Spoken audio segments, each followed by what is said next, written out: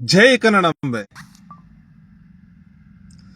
ಸಮಸ್ತ ನನ್ನ ಕನ್ನಡ ಬಂಧುಗಳಿಗೆ ಕನ್ನಡಿಗರ ಸ್ವಾಭಿಮಾನದ ಪಕ್ಷ ಕನ್ನಡ ದೇಶದ ಪಕ್ಷದ ವತಿಯಿಂದ ಶರಣಾರ್ಥಿಗಳು.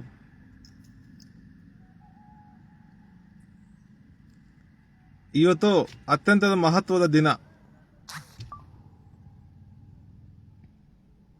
ವಿಶೇಷವಾದ ದಿನ. ಸಮಸ್ತ ಕನ್ನಡ ಬಂಧುಗಳಿಗೆ, ಅಖಂಡ ಕನ್ನಡ ದೇಶಕ್ಕೆ ವಿಶೇಷವಾದ ದಿನ.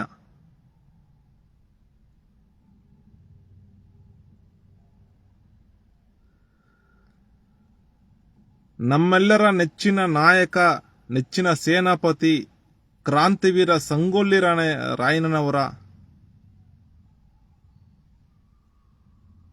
ಜಯಂತಿ ಇವತ್ತು, ಹುಟ್ಟುಹಬ್ಬ. ಸಮಸ್ತ ಎಲ್ಲ ಕನ್ನಡ ಬಂಧುಗಳಿಗೆ, ಅಖಂಡ ಕನ್ನಡ ದೇಶದ ಸೇನಾಪತಿ, ಕ್ರಾಂತಿವೀರ ಸಂಗೊಳ್ಳಿ ರಾಯಣ್ಣನವರ ಹುಟ್ಟುಹಬ್ಬದ ಶುಭಾಶಯಗಳು. ಆ ಹೊತ್ತಂತಹ ಮಹನೀಯರು, ಅಂತ ಮಹಾನಾಯಕ, ಮಹಾ ಸೇನಾಪತಿ,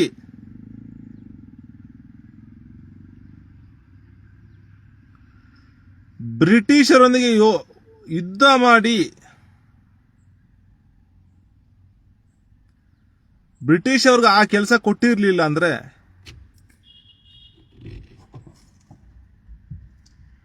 ಅವ್ರ ಜೊತೆ ಯುದ್ಧ ಆಡಿರ್ಲಿಲ್ಲ ಅಂದ್ರೆ ಇವತ್ತು ನಾವಾಗ್ಲಿ ಅಥವಾ ನೀವು ಯಾರೇ ಆಗ್ಲಿ ಇವತ್ತು ಆಗ್ತಾರ ಸಾಧ್ಯ ಇರಲಿಲ್ಲ.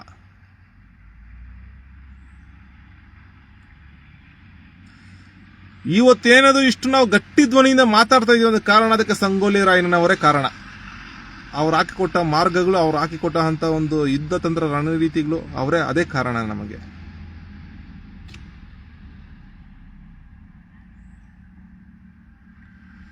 ಅವರನ್ನ ನೇರವಾಗಿ ಎದುರಾಳಿಯಾಗಿ ಗೆಲ್ಲಕ್ಕಾಗದೆ ಬ್ರಿಟಿಷರು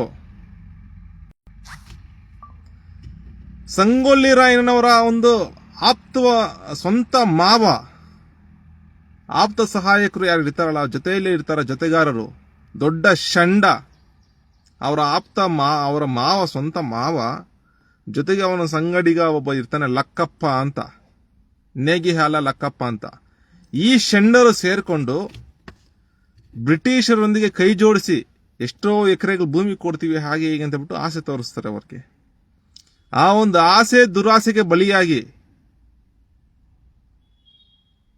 ಷಡ್ಯಂತ್ರ ನಡೆಸಿ, ಪಿತೂರಿ ನಡೆಸಿ, ಮೋಸದಿಂದ, ವಂಚನೆಯಿಂದ ಈ ಲಕ್ಕಪ್ಪ ಆಗ ಅವ್ರ ಮಾವ ಇನ್ನಿತರು ಏನು ವಂಚನೆ ಮಾಡಿ ಬ್ರಿಟಿಷರಿಗೆ ಹಿಡ್ಕೊಡ್ತಾರೆ.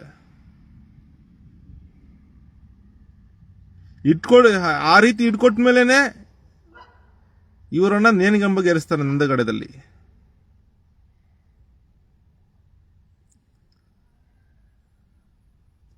ಇಲ್ಲೊಂದು ವಿಚಾರ ಏನಪ್ಪ ಅಂದ್ರೆ,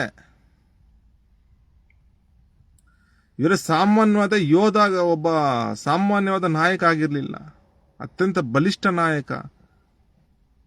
ಅಂತಹ ಬ್ರಿಟಿಷರನ್ನ ಎಂತ ಘಟನೆಗಳನ್ನ ಎದುರಿಸಿ, ಬ್ರಿಟಿಷರನ್ನ ಎದುರಿಸಿ ಎಂತ ರಾಜ ಮಹಾರಾಜರನ್ನೇ ನೀರು ಕುಡ್ದಾರ ಬ್ರಿಟಿಷರು. ಅಂತವ್ರನ್ನ ಎದುರಿಸಿ ಕಿತ್ತೂರಿನ ಹೆಮ್ಮೆಯ, ಅಖಂಡ ಕನ್ನಡ ದೇಶದ ಹೆಮ್ಮೆಯ ಸೇನಾಪತಿ ನಮ್ಮ ಸಂಗೊಳ್ಳಿ ರಾಯಣ್ಣ.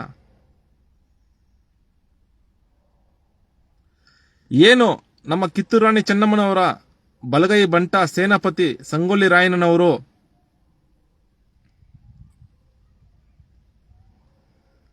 ಹಲವಾರು ಸಂಘಟನೆ ಜೊತೆಗೂಡಿ ಸೈನ್ಯ ಕಟ್ಟಿ ಕಿತ್ತೂರು ಚೆನ್ನಮ್ಮವನ್ನು ಬಂಧನ ಮಾಡಿದಾಗ ಈ ಗೆರಿಲ್ಲಾ ಯುದ್ಧ ತಂತ್ರ ಅನುಸರಿಸಿ ಬ್ರಿಟಿಷರಿಗೆ ಸಿಂಹ ಸ್ವಪ್ನ ಆಗಿದ್ರು.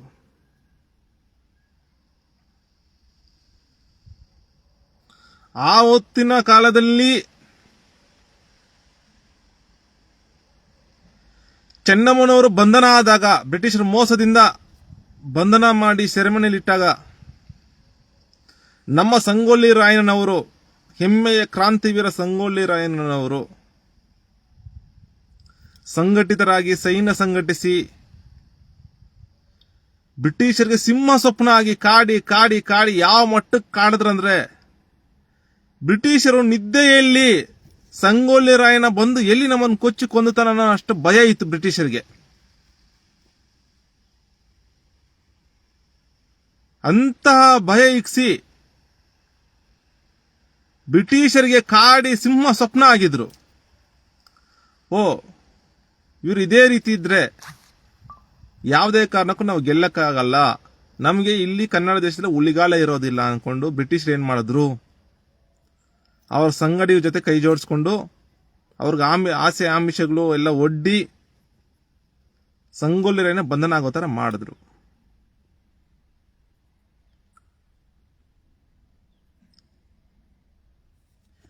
ಇದರಿಂದ ಇವತ್ತಿನ ದಿನಗಳು ನಾವು ಇದನ್ನ ಏನ್ ಅರ್ಥ ಮಾಡ್ಕೋಬೇಕಂದ್ರೆ, ಆವತ್ತಿನ ದಿನ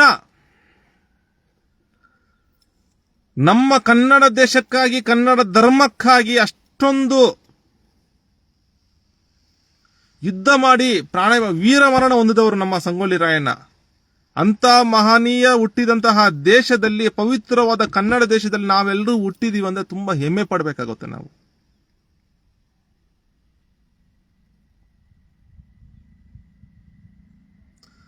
ಆ ಸಂಗೊಳ್ಳಿ ರಾಯಣ್ಣ ಹುಟ್ಟಿದಂತಹ ಒಂದು ಕನ್ನಡ ಧರ್ಮದಲ್ಲಿ ನಾವೆಲ್ಲರೂ ಹುಟ್ಟಿದೀವಿ ಕನ್ನಡ ಬಂಧುಗಳಿಂದ ತುಂಬಾ ಹೆಮ್ಮೆ ಪಡಬೇಕಾಗುತ್ತೆ ನಾವೆಲ್ಲ.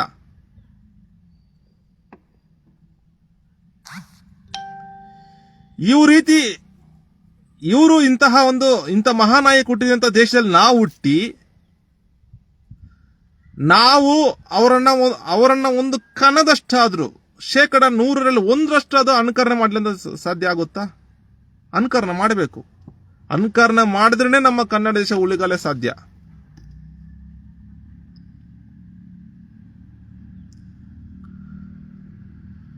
ಅದಕ್ಕೆ ನಾವು ಸಮಸ್ತ ಕನ್ನಡ ಬಂಧುಗಳಲ್ಲಿ ವಿನಂತಿ ಮಾಡಿಕೊಳ್ತೀವಿ,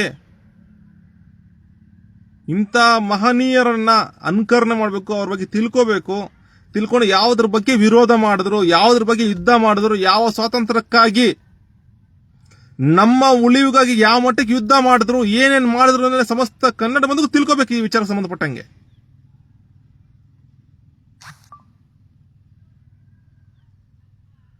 ಯಾರೋ ಪರಭಾಷಿಕರು ಏನೋ ಮಾಡಿದ್ರೆ ಏನು ಉಪಯೋಗ ಮಾಡಿಲ್ಲ. ಪರಭಾಷಿಕರು ಏನೋ ಮಾಡಿದ್ರೆ ಅವ್ರ ಸಲುವಾಗಿ ಮಾಡಿರ್ತಾರೆ.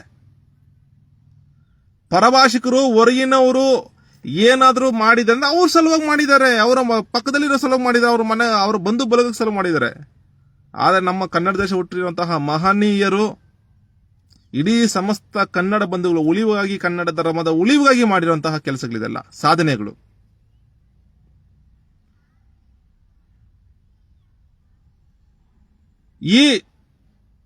ಇಂತಹ ಮಹನೀಯರು ಹುಟ್ಟಿದಂತಹ ನಮ್ಮ ಕನ್ನಡ ದೇಶದಲ್ಲಿ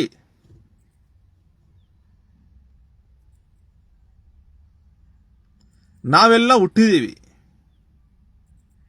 ಅವ್ರನ್ನೆಲ್ಲ ಅನುಕರಣೆ ಮಾಡ್ಕೊಂತ ನಾವು ಬಲಿಷ್ಠರಾಗೋಣ, ಸಮಸ್ತ ಕನ್ನಡ ಬಂಧುಗಳು ಬೆಳೆಯೋಣ, ನಮ್ಮ ಕನ್ನಡ ಧರ್ಮನ ಉಳಿಸ್ಕೊಳ್ಳೋಣ. ಹಾಗೂ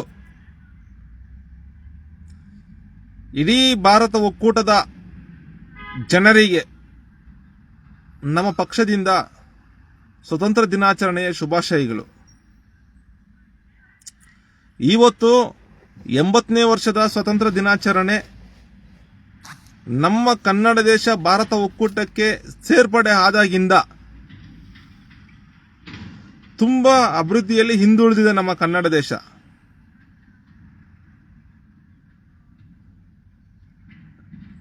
ಅದರಲ್ಲಿ ಬೇರೆ ರಣಭಯಂಕರ ಹಿಂದಿ ಏರಿಕೆ, ಇಡೀ ಕನ್ನಡ ಧರ್ಮವನ್ನ, ಕನ್ನಡ ಸಮುದಾಯವನ್ನ ಮುಗ್ಗುಲ ಮುಲ್ಲಾಗಿರುವ ಹಿಂದಿ ಹೇರಿಕೆ. ಈ ಹಿಂದಿ ಏರಿಕೆಯನ್ನ ಇವತ್ತು ಸ್ವತಂತ್ರ ದಿನಾಚರಣೆಯ ದಿನ ನಮ್ಮ ಪಕ್ಷದಿಂದ ಅತ್ಯುಗ್ರವಾಗಿ ಖಂಡಿಸ್ತಾ ಇದ್ದೀವಿ. ಭಾರತ ಒಕ್ಕೂಟ ಸರ್ಕಾರ ಸಮಸ್ತ ಕನ್ನಡ ಬಂಧುಗಳಿಗೆ ಮಾರಕ ಆಗಿರುವಂತಹ ಒಂದು ಹಿಂದಿ ಏರಿಕೆಯನ್ನು ತಡೆಗಟ್ಟಬೇಕು. ಹಿಂದಿ ಏರಿಕೆಯನ್ನು ತಡೆಗಟ್ಟಿ ನಿಜವಾದ ಸ್ವಾತಂತ್ರ್ಯ ಸಮಸ್ತ ಕನ್ನಡ ಬಂಧುಗಳಿಗೆ ಕೊಡಬೇಕು ಅಂತ ಈ ಸಂದರ್ಭ ಹೇಳಕ್ಕೆ ಇಚ್ಛೆ ಪಡ್ತೀವಿ. ಹಾಗೆ ಅಧಿಕಾರ ವಿಕೇಂದ್ರೀಕರಣ ಆಗಬೇಕು. ಭಾರತ ಒಕ್ಕೂಟ ಸರ್ಕಾರ ಮತ್ತೆ ಅತಿಯಾಗಿ ಆಯಾ ಸರ್ಕಾರಗಳ ಮಧ್ಯೆ ಮೂಗು ತೂರಿಸೋದು ಅದೆಲ್ಲ ಮಾಡಕ್ ಹೋಗಬಾರ್ದು. ಸಮಸ್ತ ನಮ್ಮ ಕನ್ನಡ ಬಂಧುಗಳು ಉಳಿಬೇಕು. ಜೊತೆಗೆ ಭಾರತ ಒಕ್ಕೂಟದ ಜನರು ಅವರವರ ಭಾಷಿಕರು ಅವರವರ ಧರ್ಮದಲ್ಲಿ ಅವರವರೇ ಚೆನ್ನಾಗಿರ್ಲಿ. ಇಲ್ಲಿ ನಮ್ಮ ಕನ್ನಡ ದೇಶದಲ್ಲಿ ನಮ್ಮ ಕನ್ನಡ ಧರ್ಮ ಇದೆ, ಕನ್ನಡ ಬಂಧುಗಳಿದ್ದಾರೆ, ಕನ್ನಡ ದೇಶ ಇದೆ. ನಾವು ನೆಮ್ಮದಿಯಾಗಿ ಬದುಕು ಜೀವನ ನಡೆಸೋ ಮಟ್ಟಕ್ಕೆ ಒಂದು ಒಳ್ಳೆ ಆಡಳಿತ ಕೊಡೋ ಮಟ್ಟಕ್ಕಾಗ್ಲಿ, ಅಧಿಕಾರ ವಿಕೇಂದ್ರೀಕರಣ ಆಗಲಿ. ಯಾವ ರೀತಿ ಈ ರೈಲ್ವೆ ವಲಯ ಪೂರ್ತಿ ಕರ್ನಾಟಕ ಸರ್ಕಾರದ ವಶಕ್ಕೆ ಕೊಡಬೇಕು, ಈ ಬ್ಯಾಂಕಿಂಗ್ ಕ್ಷೇತ್ರ ವಾಣಿಜ್ಯ ವಲಯ ಅದು ಕರ್ನಾಟಕ ಸರ್ಕಾರದ ವಶಕ್ಕೆ ಕೊಡಬೇಕು, ಈ ಶಿಕ್ಷಣ ಕ್ಷೇತ್ರ ಅದು ಕರ್ನಾಟಕ ಸರ್ಕಾರಕ್ಕೆ ವಶಕ್ಕೆ ಕೊಡಬೇಕು. ಎಲ್ಲ ಅಧಿಕಾರ ವಿಕೇಂದ್ರೀಕರಣ ಮಾಡಿ ಸೀಮಿತವಾಗಿ ಭಾರತ ಒಕ್ಕೂಟ ಸರ್ಕಾರ ಕೆಲವೊಂದು ಅಧಿಕಾರಗಳನ್ನಷ್ಟೇ ಇಕ್ಕೋಬೇಕು. ಅತಿಯಾಗಿ ಮೂಗು ತೂರಿಸಿ ಅಸ್ತವ್ಯಸ್ತ ಮಾಡಬಾರ್ದು ನಮ್ಮ ಸಮಸ್ತ ಕನ್ನಡ ಬಂಧುಗಳಿಗೆ. ಈ ರೀತಿ ಮಾಡಿದ್ರೆ ಎಲ್ಲ ರೀತಿಯಲ್ಲೂ ಯಾವುದೇ ಒಬ್ಬ ನಮ್ಮ ಕನ್ನಡಿಗರು ಸಮಸ್ತ ಕನ್ನಡ ಬಂಧುಗಳು ಒಂದು ಈಗ ಹುಡ್ತಾರಂತ ಒಂದು ಹಸುಗೂಸು ನೆಮ್ಮದಿಯಾಗಿ ಹುಟ್ಟಿದ್ರೆ ನೆಮ್ಮದಿಯಾಗಿ ಚೆನ್ನಾಗಿ ಆರೋಗ್ಯವಾಗಿ ಹುಟ್ಟಬೇಕು. ಆರೋಗ್ಯಕ್ಕೆ ಹುಟ್ಟಿದ ನಂತರ ನೆಮ್ಮದಿಯಾಗಿ ಶಿಕ್ಷಣ ಪಡಿಬೇಕು. ಶಿಕ್ಷಣ ಪಡೆದ ನಂತರ ಉತ್ತಮವಾಗಿ ಒಂದು ಒಳ್ಳೆ ಉದ್ಯೋಗ ಪಡಿಬೇಕು. ಯಾವುದೇ ಉದ್ಯೋಗ ಆಗಿರಬಹುದು, ಇಂಥದೇ ಉದ್ಯೋಗ ಅಂತಲ್ಲ, ನೆಮ್ಮದಿಯಾಗಿ ಎಲ್ಲರೂ ಸಮಸ್ತ ಕನ್ನಡ ಬಂಧುಗಳು ನೆಮ್ಮದಿಯಾಗಿ ಜೀವನ ಮಾಡಿಸೋ ಮಟ್ಟಕ್ಕಾಗಬೇಕು. ಈ ತರ ಅಧಿಕಾರ ವಿಕೇಂದ್ರೀಕರಣ ಮಾಡಿದಾಗ ಎಲ್ಲರೂ ನೆಮ್ಮದಿಯಾಗಿ ಚೆನ್ನಾಗಿರ್ತಾರೆ. ನಾವೇ ಅಂತಲ್ಲ, ನಮ್ಮ ಸಮಸ್ತ ಕನ್ನಡ ಬಂಧುಗಳಂತಲ್ಲ, ಭಾರತ ಒಕ್ಕೂಟದಲ್ಲಿರೋ ಬೇರೆ ಭಾಷಿಕರು ತುಂಬಾ ಚೆನ್ನಾಗಿರ್ತಾರೆ. ಅವಾಂತರಗಳು ಯಾವ್ದು ಅವಾಂತರಗಳಾಗಲ್ಲ, ಗೊಂದಲ ಆಗಲ್ಲ, ಏನೂ ಆಗಲ್ಲ. ಹಾಗಾಗಿ ನಮ್ಮ ಪಕ್ಷದಿಂದ ಸಮಸ್ತ ಕನ್ನಡ ಬಂಧುಗಳು ಈ ವಿಚಾರದಲ್ಲಿ ಯೋಚನೆ ಮಾಡಬೇಕು, ಪ್ರಶ್ನೆ ಮಾಡಬೇಕಂತ ಹೇಳ್ಬಿಟ್ಟು ಸಮಸ್ತ ಕನ್ನಡ ಬಂಧುಗಳಲ್ಲಿ ವಿನಂತಿ ಮಾಡಿಕೊಳ್ತೇವೆ. ಈ ವಿಚಾರಕ್ಕೆ ಸಂಬಂಧಪಟ್ಟಂಗೆ ಸನ್ಮಾನ್ಯ ಮುಖ್ಯಮಂತ್ರಿ ಶಿವಕುಮಾರ್ ಅವರೇ, ನಮ್ಮ ಸಮಸ್ತ ಕನ್ನಡ ಧರ್ಮ ಕನ್ನಡ ಬಂಧುಗಳಿಗೋಸ್ಕರ ಏನೇನು ಮಾಡ್ತಾ ಅದೆಲ್ಲ ದಿಟ್ಟ ಕ್ರಮಗಳು ತಗೊಳ್ಳಿ. ಪರಭಾಷಿಕ ಉದ್ಧಾರ ಮಾಡೋಕ್ಕೋಸ್ಕರ ಕರ್ನಾಟಕ ಇಲ್ಲ, ನಮ್ಮ ಕನ್ನಡ ಬಂಧುಗಳ ಸಲುವಾಗಿ ಕರ್ನಾಟಕರು ಅಂತ ಈ ಸಂದರ್ಭ ಹೇಳಕ್ಕೆ ಇಚ್ಛೆ ಪಡ್ತೀವಿ ಮುಖ್ಯಮಂತ್ರಿಗಳೇ.